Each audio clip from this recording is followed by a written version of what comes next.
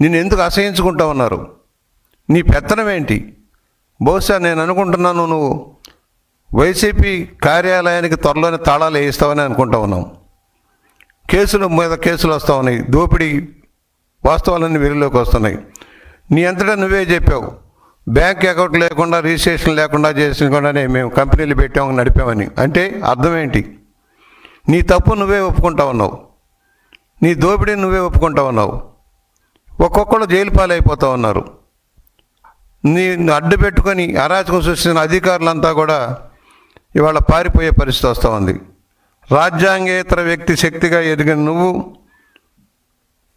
ఇసుక మాఫియాలో కానీ, మద్యం మాఫియాలో కానీ, మైనింగ్ మాఫియాలో కానీ ఏ విధంగా రొల్లుకున్నావో వాస్తవం ఇది.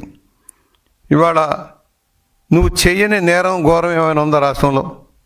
ప్రతిపక్ష నాయకుల మీద కేసులు ఉన్నాయన్నావు. మేము అడుగుతా ఉన్నా, ఏ కేసులు అవి? మర్డర్ కేసులా, రేపు కేసులా, దోపిడీ కేసులా? నీ అరాచకాలను ఎండగడుతున్నందుకు తప్పుడు కేసులు పెట్టావు, అయ్యే కేసులు. అంతకుముందు చంద్రబాబు గారి మీద ఉన్న కేసులు ఏంటి? ఒకటైనా రుజువు చేయి. కనీస నింద మోపి దాన్ని రుజువు చేసే శక్తి నీకు లేదు. భారతదేశంలో ఎక్కువ కేసులు ఉన్న ముఖ్యమంత్రిగా నువ్వు చెబుతా ఉన్నావు. ఏ కేసులు అయి చెప్పండి, కేసు వైజ్గా ఒక్కొక్క కేసు నిర్ధారణకు వద్దాం. ఏవి రుజువు చేయగలిగిన కేసులు? ఏమైనా ఈడీ కేసులు ఉన్నాయా నీ మీద ఉన్నట్టుగా? ఇన్కమ్ ట్యాక్స్ కేసులు ఉన్నాయా? జిఎస్టీ కేసులు ఉన్నాయా? ఏనాడో అమ్మిన హెరిటేజీ షాపులను కూడా తీసుకొచ్చి ఉల్లిపాయలు అమ్మేస్తున్నాడు చంద్రబాబు అని చెప్పి దౌర్భాగ్య స్థితిలో నువ్వు ఉన్నావంటే సిగ్గుచేటు. నీలాంటి గోబెల్స్ ప్రచారం ద్వారానే రాష్ట్రంలో అరాచకం సృష్టించావు. కులాల పేరుతో, మతాల పేరుతో ఒక కుల వ్యవస్థను నడిపావు నువ్వు. ఎప్పుడు ఎత్తన నేను ఎత్తుతున్నా, నువ్వు కుల వ్యవస్థను నడిపావు. నీ అధికారులంతా కూడా నీ బంధుజనంతో నింపేశావు. రాష్ట్రాన్ని అరాచకం సృష్టించావు. నువ్వు పెట్టిన అధికారుల ద్వారా దోపిడీ చేసావు. ఇవాళ మాట్లాడుతుంటే మా పలానా కులానికి అన్యాయం చేస్తున్నారు. సామాజిక న్యాయం చేయడంలో తెలుగుదేశానికి మించింది లేదు. సామాజిక న్యాయం ప్రకారమే పదవులు కానీ అవకాశాలు కానీ ఇస్తూ ఉన్నది ఏకైక పార్టీ తెలుగుదేశం పార్టీ. నువ్వేం చేసావు? సామాజిక న్యాయం చేసావా? యూనివర్సిటీలన్నీ కబ్జా చేసావు, వ్యవస్థలన్నీ భ్రష్టు పట్టించావు. పార్టీ ఆఫీసులో చేరి నువ్వు మాట్లాడతావేంటి? అసలు నీకేం అర్హత ఉందని? నువ్వు ఒక దోపిడీ దొంగల ముఠాకి నాయకుడు, అంతవరకే. మరొకసారి మాట్లాడితే జాగ్రత్తగా ఉండాలని చెబుతున్నాం. ఇవాళ డిజిటల్ లావాదేవీలు జరుగుతున్నాయా? ఆన్లైన్ పేమెంట్లు జరుగుతూ ఉన్నాయా? కానీ ఇవేది కాదు, క్యాష్ అండ్ క్యారీ చేసామంటే అర్థం ఏంటి? ఎన్ని వేల కోట్లు దొడ్డిదారిని పట్టినాయి? ఎన్ని వేల కోట్లు ఇతర రాష్ట్రాలకు, ఇతర దేశాలకు తరలించావో తేలాల్సిన అవసరం ఉంది. నీ ఆటలు సాగు సజ్జల రామకృష్ణారెడ్డి, నీ కొడుకు ద్వారా నువ్వు ఏదైతే నడుపుతా ఉన్నావో సోషల్ మీడియా దందాని కట్టడి చేసే రోజు దగ్గరలోనే ఉంది.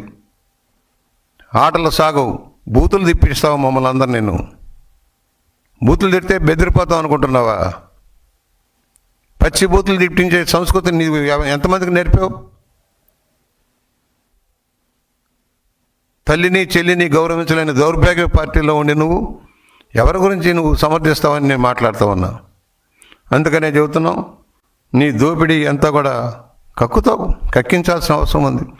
భూములు కబ్జా చేయించావు, మైనింగ్లు కబ్జా చేయించావు, ప్రభుత్వ ఆస్తులు కబ్జా చేశారు. ఇవన్నీ కక్కాల్సిన రోజు దగ్గరలోనే ఉంది. ఒకటే చెబుతున్నాం, ఇక ముందు మాట్లాడే అవకాశం నీకు లేదు.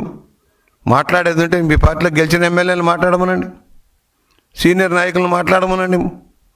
నువ్వు కనీసం కార్పొరేటర్గా, ప్రజాప్రతినిధిగా ఇక్కడ ఎన్నిక దన్ను ధైర్యం లేని నువ్వు పార్టీ గురించి మాట్లాడే అవకాశం లేదు. నీ సారథ్యంలో తాళాలు వేస్తావు, మాకు తెలుసు. వేయిస్తావు. జగన్మోహన్ రెడ్డి జైలుకి, నువ్వు ఇంటికి. వీలు కుదిరితే నువ్వు కూడా ఆ జైల్లోనే మరో సెల్లోకి వెళ్ళే అవకాశం ఉంటుంది అనేది హెచ్చరిక చేస్తూ, ఇక ముందు రండి, ధైర్యం ఉంటే మా ముఖ్యమంత్రి రండి, చర్చిద్దాం. నువ్వు ఎత్తిన ప్రతి అంశం మీద చర్చిద్దాం, సవాలు విసురుతా ఉన్నాం. నువ్వు ఎత్తే ప్రతి చర్య మీద మాట్లాడదాం. ఏది అమలు చేయలేదో చూద్దాం. చెప్పినవన్నీ వచ్చిన మొదటి రోజునే సంతకం పెట్టిన ల్యాండ్ మాఫియాను అడ్డుకోవడం కోసం తెచ్చిన చట్టాన్ని మార్చాం. పెన్షన్ని 4,000 రూపాయల పెన్షన్ని 6,000 రూపాయలు, 10,000 రూపాయలు, 15 రూపాయల పెన్షన్ అమలు చేయించాం. స్త్రీశక్తికి బస్సులు ఉచితంగా ఇచ్చాం. తల్లికి వందనం ఇచ్చాం. రైతుకు న్యాయం చేశాం. నువ్వు కనీసం కొన్న ధాన్యానికి డబ్బులు చెల్లించలే. నువ్వు పెట్టిన బకాయిలే మా నెత్తిన గుదిబండలై కూర్చున్నాయి. ఆర్థికంగా దివాళా తీయించావు. కేంద్ర పథకాలన్నీ పక్కదారి పట్టించావు. ఏం చేసావు డబ్బు మాకు లెక్కలు తెలియట్లా. దోచింది మీరు, లెక్కలు చెప్పాల్సింది మేమని అడుగుతా ఉన్నాను. ఇవాళ కేంద్రం నుంచి రావాల్సిన నిధులు రావడంలో కూడా వైఫల్యం చెందడానికి కొంత కారణాలు అయ్యాయి. నువ్వు చేసిన భాగవతాల వల్ల పోలవరం ఆగిపోయింది, రాజధాని లేకుండా పోయింది, నీటిపారుదల రంగం కుదేలైపోయింది, రహదారులు విచ్ఛిన్నం అయిపోయాయి. వాటన్నిటిని సరిచేయటానికే ఇవాళ ప్రభుత్వానికి తలమునకలు అయిపోయే పరిస్థితి వస్తూ ఉంది. అయినా కూడా వ్యవస్థను పటిష్టం చేసి పెట్టుబడులు సాధించుకుంటూ రాష్ట్ర ప్రభుత్వం ముందుకు వెళ్తుంది. నీకు కనిపించట్లేదా? నీ కర్నూలులో నీళ్ళు ఇచ్చాం, నీ రాయలసీమలో నీరు ఇచ్చాం. ఇవాళ ఆఖరికి కుప్పం బ్రాంచ్ కెనాల్ కూడా నీరు తీసుకెళ్లే శక్తి తెలుగుదేశానికి ఉంది. కనీసం చెరువులు బాగు చేయలే. అన్నమయ్య ప్రాజెక్టు కొట్టుకుపోతే నువ్వు కనీసం పూర్తి రిపేర్ కూడా చేయలే. నువ్వు కరువు వచ్చిన వాళ్ళకి సహాయం చేయలే. వరదల్లో కొట్టుకుపోతే సహాయం చేయలే. వరద సహాయ నిధులు కబ్జా చేసావు. జలమిషన్ డబ్బులు కబ్జా చేసావు. ఏమని ఉచిత సలహాలు ఇచ్చిన సలహాదారు సజ్జల, నీ అవినీతి కోటలు బద్దలయ్యే రోజు దగ్గరలో ఉందని హెచ్చరిక చేస్తూ, జాగ్రత్త, లిక్కర్ స్కామ్ లేదంటావు, ఓ పక్కన అంగీకరిస్తావు, అనాథరైజ్గా నడిపానంటావు. అంటే అర్థం ఏంటి? నీ నేరాన్ని నువ్వే ఒప్పుకున్నావు. నీకు భయపడి వైఎస్ఆర్ పార్టీ కేంద్ర కార్యాలయానికి వచ్చేవాళ్ళే పరారైపోతూ ఉన్నారు, కకావికలైపోతున్నారు మీ అవినీతి సామ్రాజ్యానికి తట్టుకోలేక. మరొకసారి హెచ్చరిక చేస్తూ, రండి, దన్నుంటే అసెంబ్లీకి రండి, మాట్లాడండి. నీ గోబెల్స్ ప్రచారం ఆపకపోతే ఎలా ఆపాలో మాకు తెలుసు. నువ్వు చేసే గోబెల్స్ కట్టడి చేయటమే కాదు, తప్పుడు ప్రచారాన్ని ఖండించేదానికి కూడా మేము సిద్ధంగానే ఉన్నాం. ప్రభుత్వం నడుస్తుంది, సక్రమ విధానం నడుస్తుంది.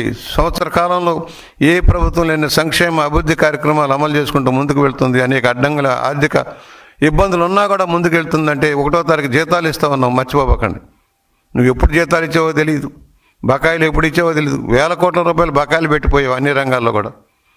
అందువల్ల మరొకసారి హెచ్చరిక చేస్తూ, నువ్వు లీడరు కాదు, ఒక చీటరు. అంతవరకే నువ్వు బంట్రోతు, ఒక క్లర్క్వి.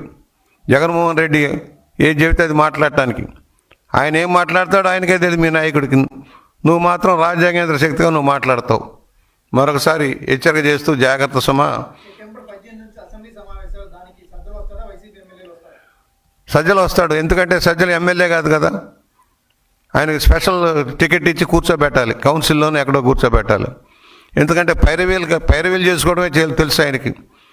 18 నుంచి రమ్మంటున్నాం, రా జగన్మోహన్ రెడ్డి, రావయ్యా, రా మాట్లాడుకుందాం, రా అసెంబ్లీలో మాట్లాడుకుందాం. బయట ఎందుకయ్యా?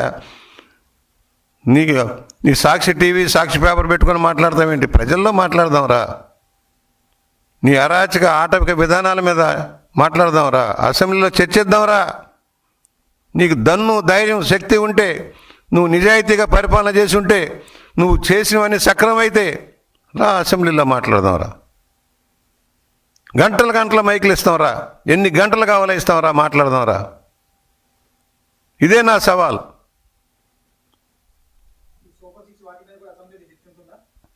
తప్పకుండా ఉంటుంది సార్. సూపర్ 6 అమలు చేసాం, సక్రమంగా అమలు చేసాం.